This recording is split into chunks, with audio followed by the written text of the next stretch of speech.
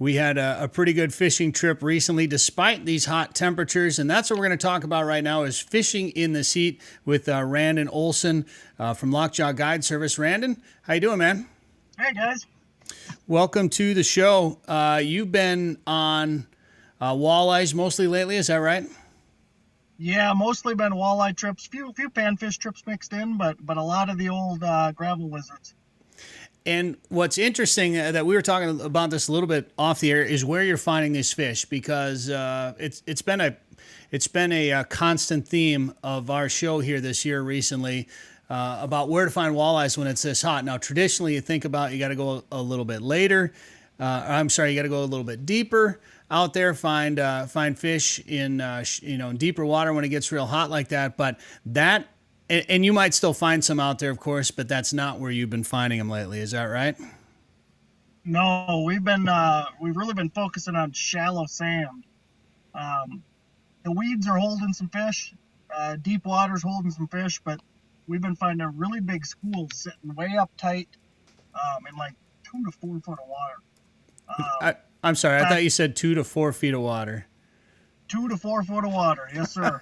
Wow, really?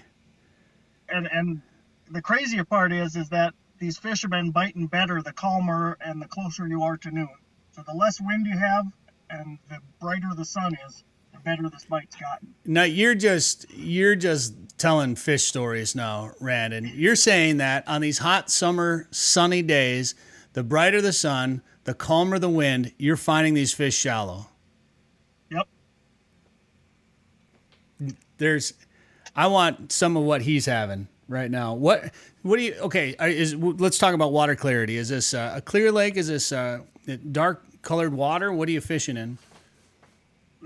So most of this has been on like Ottertail Lake. It's a big giant lake. It's pretty clear. We've had zebra mussels for about 8-9 years now, something like that. But we get an algae bloom every year when that water tops off, like 77, 78. We get a pretty nice algae bloom, and it just dirties it up enough where you can get away doing this stuff. That's our clarity right now is about 3 foot, so you can watch these fish. That's one of the fun things is we can pick them out with our eyeballs before we start casting and catching them. Really? So you're sight fishing walleyes in 2 to 3 feet of water? Not all the time, but yeah, we're sight fishing some walleyes up there. Okay, so you're probably using a little bit of stealth moving into that shallow water, I'm assuming, kind of moving in with the troller, and then you're casting up along I think this is up along the shoreline? Well, not on Ottertail. Ottertail's got 2 feet of water way out in the middle of the lake, so a lot of this stuff we've been doing has been pretty good distance from shore, kind of focusing on main lake stuff, but, like Ottertail Lake's 15,000 acres, but at least from what I've found, I've got like 10 acres that are holding fish up real shallow like this. So it's not a widespread pattern. It's localized. But boy, when you find it, there ain't nobody else touching them. Not until they watch this show anyway. But hopefully the bite will be over then. Yeah. So how did you find him? I mean, especially if you're bringing clients out there, what are clients saying when you said, yeah, we're going to fish walleyes? I know it's 90 degrees, hot and sunny, and it's about lunchtime. But that spot out there where it's 2 feet? Yeah, we're going to go there to try to find some walleyes. I mean, what are the clients saying about this? A lot of them. So I've went both ways. I tell some of them what we're doing before we get there. And then other guys I've just been pulling up, giving them the rod, explaining what we're going to do, but not what depth we've been in, and they'll cast out and they're like, well, what are we in, a foot of water here? I'm like, close, we're in 2.5 to 4. Crazy. But yeah, they all kind of the same mindset you had there. Just everybody, they can't picture walleyes being up that shallow in the middle of the day, and especially now when the water's 80, 90 degrees. So not 90, but we're pushing that 80 mark. So you are finding 80 degrees. It's hard to believe they're up there, but they are. How did you find them up there? By accident. Completely honest. Yep, completely by accident. But I think that's how a lot of guys find these spots. You fall off of your trolling path and end up running into a pot of fish somewhere weird. I think it's just the way a lot of guys find fish. But we were fishing like 8 to 10 foot, and we had caught a fish and drifted way up shallow.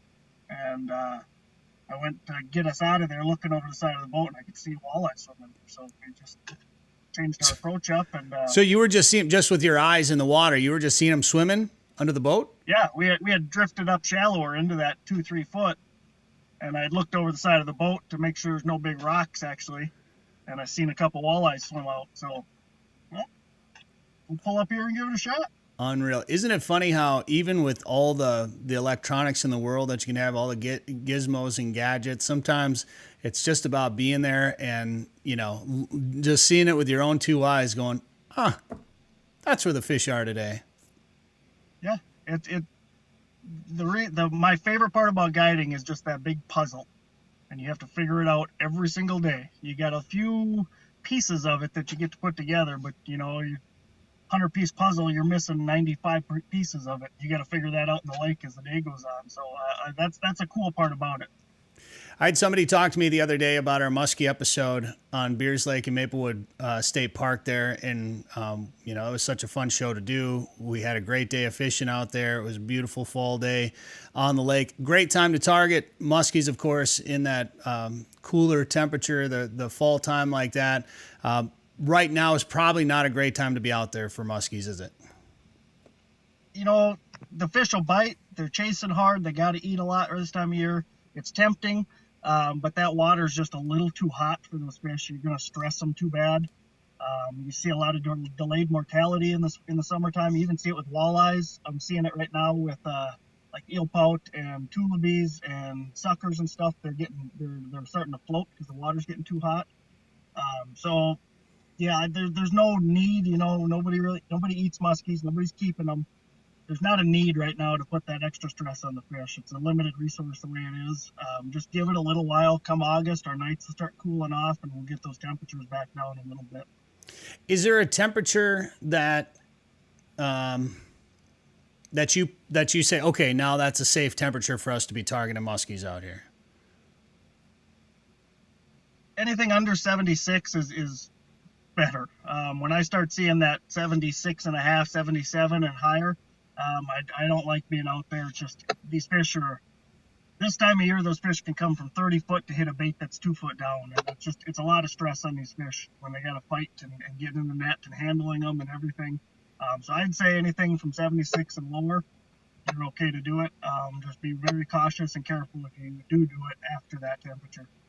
You know, I understand the want to go fishing in the summertime like this, and sometimes you can cool off when you're out on a lake, and you know, some fishing is fine when it's this temperature, depending on what you're doing and what you're targeting. But man, we filmed another show for Prairie Sportsman last year. We were on Grindstone Lake trying to catch lake trout real deep, and then also trying to catch bass in the shallows, whatever. Talking about the 2-story lake that Grindstone is, and it was so hot that day. I don't remember the exact temp, but it must have been mid-90s, probably, something like that. And at one point, we all jumped in the lake to cool off, Randin. We didn't cool off. Like, the water temperature was that hot that it was almost as warm as the air temperature out there. And that's when we kind of were like, all right, I think we've had enough of this fishing business. You know, it's too hot to be out here no matter what. I think that's something to think about just with all fish, you know. Yeah. Walleyes can get delayed mortality this time of year. Pike, sunfish, crappies, all that stuff can. So, you know, if you're going to go out fishing, go fishing. You should go fishing whenever you can. But just be a little mindful. You know, if you're going to take fish home, get your 6 and, you know, be mindful where you're catching those fish at, too. So bringing them up from a lot of deep water, that a lot of times those fish will come back up or sink back to the bottom after a while. So. Yeah. Well, you know, historically you thought you had to go deep to catch walleyes. Maybe that's not the case, as if you're finding them in 2 feet of water right now in the middle of the day on a hot, calm, sunny day in Otter Tail Lakes country up there, Randin. If people want to jump in a boat with you and have you take them out for a guided day of fishing, what should they do? You know, the best thing to do is just give me a call at 218-640-0158. You can find me on Facebook at Lockjaw Guide Service or the website there at www.lockjawfishing.com. Lockjawfishing.com, and to find more about Otter Tail Lakes Country, go to ottertaillakescountry.com. Randin Olson, thanks for the time today on the show. Hey, thanks guys for having me. I challenge you guys to go up real shallow for walleyes. You'll be pleasantly surprised. All right, we're going to do. Hear more at sportingjournalradio.com or wherever you get podcasts. Did you know there are more than 1,000 lakes in Ottertail County? Yep, and I'm gonna fish as many as I can. I'm an outdoorsy otter. Nothing beats a full day of fishing for me. The lakes of Ottertail County give me plenty of options to lower my boat and snag the perfect catch. Not an outdoorsy otter? No problem. Ottertail County has something for everyone. You just need to find your inner otter. Go to this site right here.